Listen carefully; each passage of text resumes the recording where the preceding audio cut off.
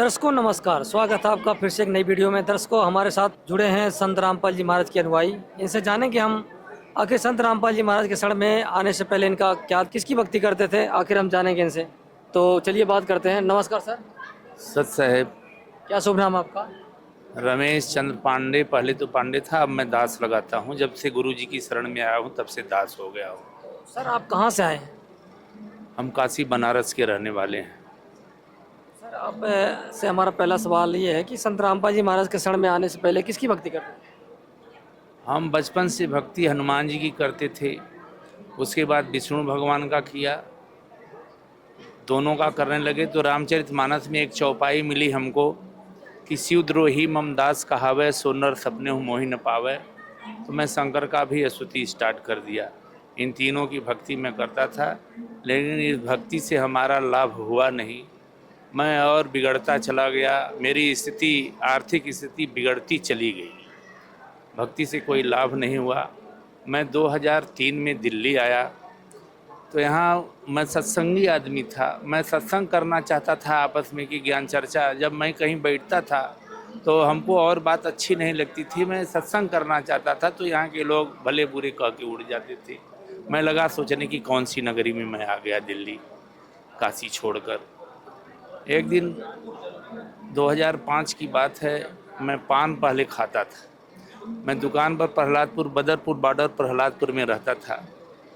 पान खाने के लिए 8 बजे रात में उतरा तो वहाँ पर पान खाने वालों की लाइन लगी थी। मैं भी दुकानदार से बोला कि दुकानदार हमको भी एक पान देना, और बगल में खड़ा हो गया। बगल में 2 आदमी और खड़े थे, 3 आदमी।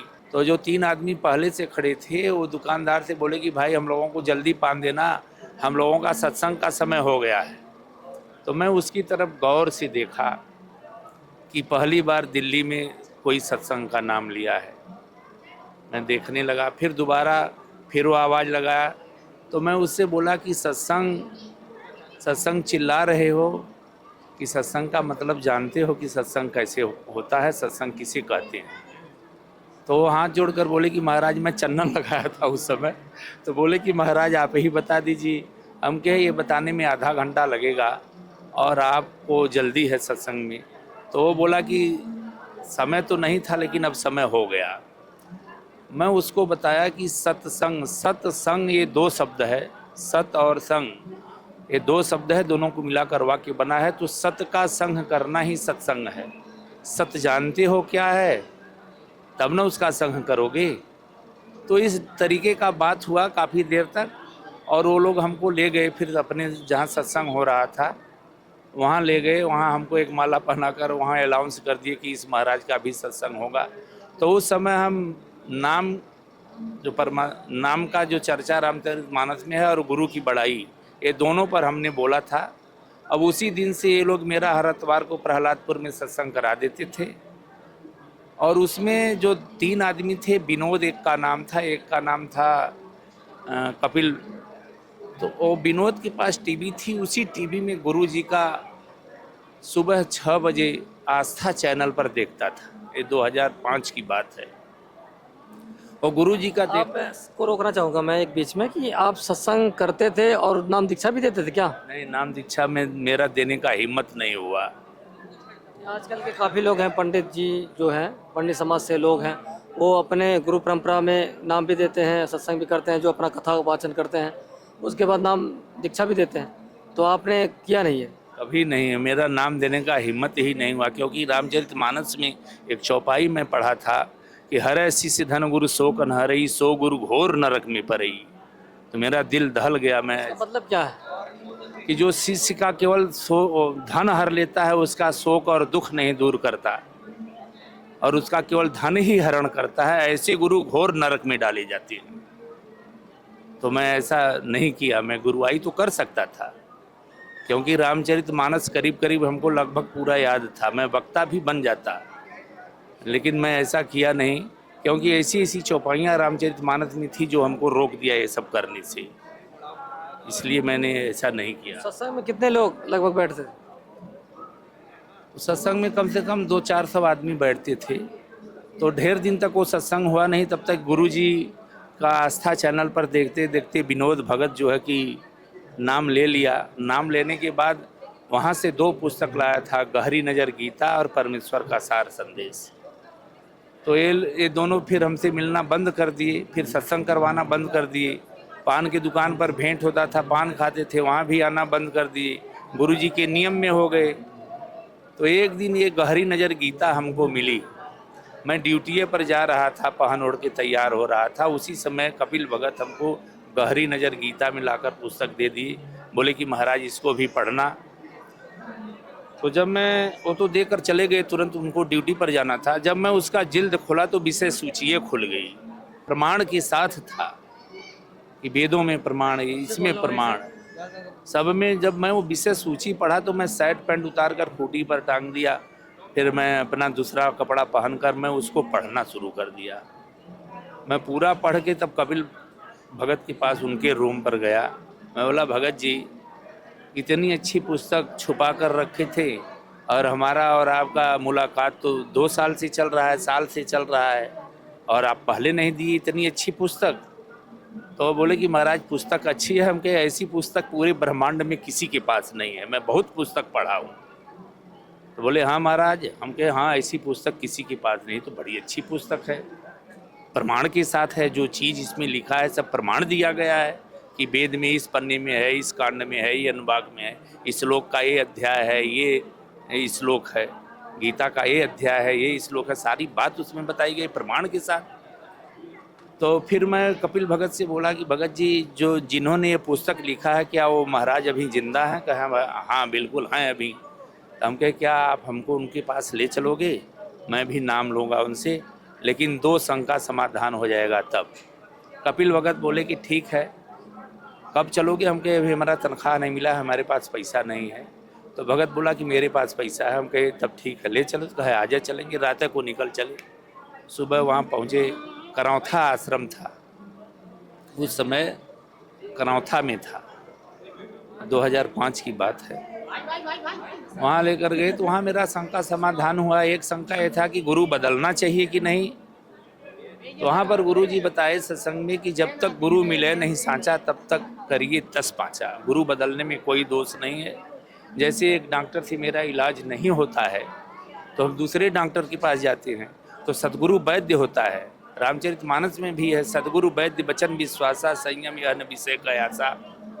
तो सद्गुरु उस रोग को काटता है, जन्म मृत्यु के रोग आप को। यूपी के रहने वाले हैं, यूपी में ये समस्या सबसे ज़्यादा है कि अगर गुरु हमने बदल लिया तो जैसे कहते हैं ना पत्नी दूसरा खत्म कर ले, ये समस्या बहुत ज़्यादा है यूपी में। हाँ, तो ये समस्या केवल गुरुओं ने फैलाया है। ये जो नकली गुरु हैं ये समस्या फैला दिए हैं। गुरु बदलने में कोई दोष नहीं है, जब तक गुरु मिले नहीं साचा। जब सच्चा गुरु मिल जाए तब वहीं रुक जाना चाहिए। और दूसरा शंका समाधान क्या था? दूसरा शंका समाधान यह था कि जो हमको नाम मिला था बनारस में, मैं बोला कि हमको जो गुरुजी के पुस्तक में गहरी नज़र गीता में जो सार नाम का जिक्र किया गया है वो नाम हमको प्राप्त है। तो बोले कि नहीं, वो नाम तो एक के बाद एक चलते चलते इस दास के पास पहुंची है, आपको कहाँ से मिल जाएगा।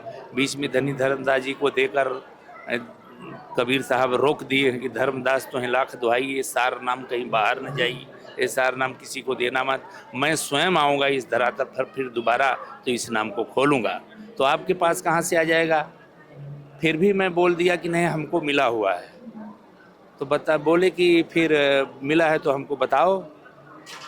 तो हम बताए कि सांस अंदर जाते समय गु और बाहर निकलते समय रू, गुरु शब्द मिला है, गुरु से भी बड़ा कोई है। तो बोले कि नहीं, गुरु से तो बड़ा कोई नहीं होता, लेकिन सतगुरु होना चाहिए। और ये गुरु शब्द जो है ये परम ब्रह्म परमात्मा की पदवी का नाम है और वास्तविक नाम इस दास के पास है। तो मैं विचार ये किया, वार्तालाप संत रामपाल जी महाराज से हुआ? उन्हीं जैसे उनके भाई थे अच्छा, उनके जो महेंद्र, महेंद्र जी। हाँ उनसे हो रही थी। तो बोले कि ये परम ब्रह्म परमात्मा के पदवी का नाम गुरु है, उनका मूल नाम कुछ और है और मूल नाम गुरु जी के पास है। गुरु जी भी सत्संग में कई बार इस बात को बताए कि इस दास के पास वो नाम है। तो मैं विचार किया कि ये तो गुरु एक पदवी है और गुरु भी पदवी का नाम है, मैं वहीं तुरंत मने मन गुरु जी का चरण पकड़ लिया और तुरंत नाम ले लिया। नाम लेने के बाद जब मैं घर गया अपने काशी बनारस, तो मेरे एक भाई थे, वो संस्कृत विद्यालय में मास्टर थे। जब इस पुस्तक को पढ़े, गहरी नज़र गीता परमेश्वर का सार संदेश पूरा पढ़ डाले और भक्ति बोध भी उठाकर हमारे घर में से पढ़ डाले, तो बोले कि रमेश यही सदगुरु है, चलो हमको भी लेकर चलो, लो पैसा मेरा भी टिकट साथ में निकाल देना। 2006 की बात है, 9 जुलाई 7 जुलाई को हम ट्रेन पकड़े थे और 8 जुलाई को हम आए थे, दिल्ली पहुँचे थे। और मैं कंपनी में जब गया छुट्टी बढ़वाने, तो सुपरवाइज़र हमको छुट्टियाँ नहीं दे रहा था। मैं बोला कि अरे हमको गुरु जी के पास जाना है, हमारे भाई घर से आए, उनको नाम दिलाना है। तो बोला कि ऐसे तो छुट्टी दे देता, अब गुरु जी के पास जाओगे, अब तुम्हें छुट्टी नहीं दूंगा। तो मैं बोला कि नहीं, मैं तो जाऊंगा, रुकूंगा नहीं। तो बोला कि मैं तुमको नौकरी से निकाल दूंगा। हम कहे समय बताएगा कौन निकाला जा रहा है, आप निकाले जा रहे हो कि मैं निकाले जा रहा हूँ। वास्तव में वो निकाल दिया गया, वही निकाल दिया गया। ये तो शॉर्ट काट में बता रहा हूँ, वो सुपरवाइज़र निकाल दिया गया। तो मैं जब नाम लेने चलने लगा घर से, रूम से 12 बज रहा था और जुलाई का महीना था, घाम बड़ा कड़क था। मेरा बड़ा लड़का उस समय 10 बरस का था, वो उल्टी कर दिया। उल्टी जब कर दिया तो मैं वहीं से गुरु जी को प्रणाम करके गुहार लगा कि गुरुदेव मैं अब चल दिया हूँ, मैं रुकूंगा नहीं, इस लड़के की संभाल करना है आप। और हमको क्या पता था कि आश्रम घेराबंदी वहाँ किया गया है, हमको मालूम नहीं था। और मैं गुरु जी को सुमिर के चल दिया। और जब मैं बस स्टैंड पर पहुँचा तो वहाँ लड़के को एक गिलास जो है कि नींबू का रस पिला दिया। जब बस में हला अंतर्राष्ट्रीय बस अड्डे जाने के लिए, तो बस में लोग खीरा लेकर हले, तो खीरा भी खिला दिया सबको। मैं था, हमारी पत्नी भी थी, हमारे 3 बच्चे थे और हमारे वो बड़े भाई थे। और बड़े भाई साथ में एक लड़का भी लाए थे 10 बरस का, वो भी था। इतना लोग हम जा रहे थे। आप वहाँ पर आश्रम में गए तो क्या मिला आपको, क्या हुआ? तो रास्ते भर मेरा लड़का उल्टी करता हुआ गया, कम से कम 200-300 बार उल्टी किया होगा। रात हो गया वहाँ पहुँचते पहुँचते। रोहतक बस स्टैंड पर कोई साधन नहीं मिला हमको जाने के लिए। मैं रेलवे स्टेशन तक आया, वहाँ से पाँव रिक्शा किया। पाँव रिक्शा से जब आगे बढ़ा, बैरियर तो लगा था लेकिन पाँव रिक्शा वाला को देख नहीं पाया कैसे निकल गया। और रात को 11:30 बजे जब हम आश्रम में, वहाँ आश्रम तो दिखाई दे दिया दूर से, लेकिन बैरियर वहाँ भी लगा था, बड़े बड़े पुलिस थे, अधिकारी थे। मैं हाथ जोड़कर रिक्शा से उतरकर उन लोगों के पास पहुँचा और बोला कि सर मैं काशी बनारस से आ रहा हूँ, हमको इस आश्रम में जाने दिया जाए। तो बोला कि नहीं, आश्रम में कोई नहीं जाएगा, लौट जाओ घर को। हम कहे सर, उसी समय मेरा लड़का फिर उल्टी कर दिया, वहाँ तक सुनाई दिया। हम कहे कि देखिए मेरा बच्चा उल्टी कर रहा है, रात का ही 11:30 बज रहा है, सर जी मैं कैसे जाऊँगा घर, लड़के को कुछ हो गया रास्ते में तब कहाँ जाऊँगा, कोई हॉस्पिटल भी नहीं है। तो बोला नहीं नहीं, लौट जाओ घर को। तो मैं उसकी बात मानकर रिक्शा वालों को आकर रुपया देकर छोड़ दिया। मैं उस पार आ गया, एक होटल था, उसी होटल पर बच्चे को पानी पिला रहा था और मन में सोच रहा था कि होटल के पीछे से खितार पकड़कर निकल जाऊंगा आश्रम में, वापस नहीं जाऊंगा, यही मैं मन में सोच रहा था। और तब तक उधर से एक पुलिस आ गया मेरे पास, बोला कि बच्चे को पानी पिलाकर और खितार पकड़कर निकल जाओ आश्रम में। और मेरे हौसला और बुलंद कर दिया, मैं खितार पकड़कर निकल गया। जब आश्रम में अंदर पहुंचा तब मेरा लड़का बेहोश हो गया। उस समय गुरुजी का सत्संग चल रहा था। जब हमारे लड़के को पानी चढ़ा बाटल, उस समय 12 बज रहा था, गुरुजी का सत्संग चल रहा था। और उस सत्संग, हम अपने औरत को, भाई को बोले कि जाइए आप लोग सत्संग सुनिए, मैं बच्चे को दवा दिला के आ रहा हूँ। 3 बाटल पानी चढ़ा। 3 बाटल के बाद तब लड़की को होश आया। तो डॉक्टर बोला कि आपका बच्चा जो है गुरु जी की कृपा से ही बचा है, नहीं बचने वाला नहीं था। हम कहे ऐसी क्या बात हो गई थी डॉक्टर साहब? तो ये हमको दिखाया, आप पलक के नीचे काला हो गया था। बोला कि ये खून जम गया है, इस स्थिति में कोई बचता नहीं। तब मैं वहीं गुरु जी को दंडवत किया कि गुरु जी इस भोले भाले के साथ इतना बड़ा चमत्कार की, 300-400 उल्टी रास्ते भर करते आया और मेरे पीछे 1 किलोमीटर दौड़ के आया आश्रम में, और आश्रम में आके बेहोश हुआ। इस वीडियो को देखने के बाद आपकी क्या राय है कमेंट में जरूर बताएं। ऐसी ही और वीडियो देखने के लिए हमारे चैनल को सब्सक्राइब करें और वीडियो को ज़्यादा से ज़्यादा शेयर करें। धन्यवाद।